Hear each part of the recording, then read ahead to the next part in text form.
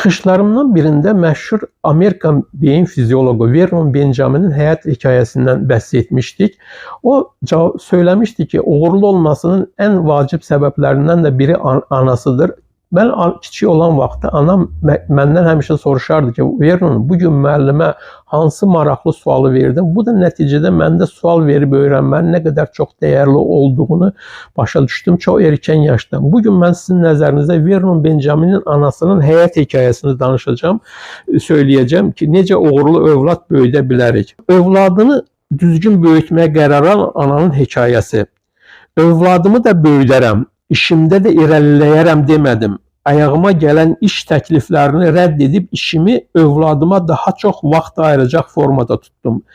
Ev işlərini, yemək pişirməyi problem halına gətirmədim. Təbii ki, övladımı təmiz bir şəraitdə sağlam böyütdüm.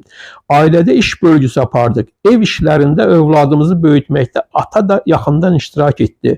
Bol-bol təbiətə çıxdıq. Təbiətdə yaşamağın hər üzünü gördük. Palçıqla oynadıq, yerlərdə yatdıq, yağışda islandıq.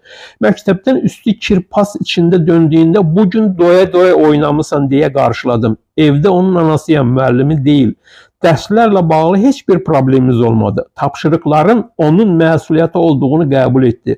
Onu istədiyim deyil, onu özü sevdiyi fəaliyyətə istiqamətləndirdi. Musiqi alətində çalmaq, idmanla məşğul olmaq onu özünə inamlı, özgüvənli etdi.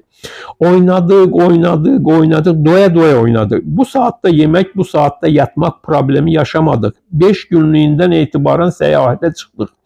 Övladıma baxmağımı, onunla oynamağımı, təhsilini bir iş olaraq görmədim. Onunla keçirdiyim hər dəqiqəni sevə-sevə yaşadım.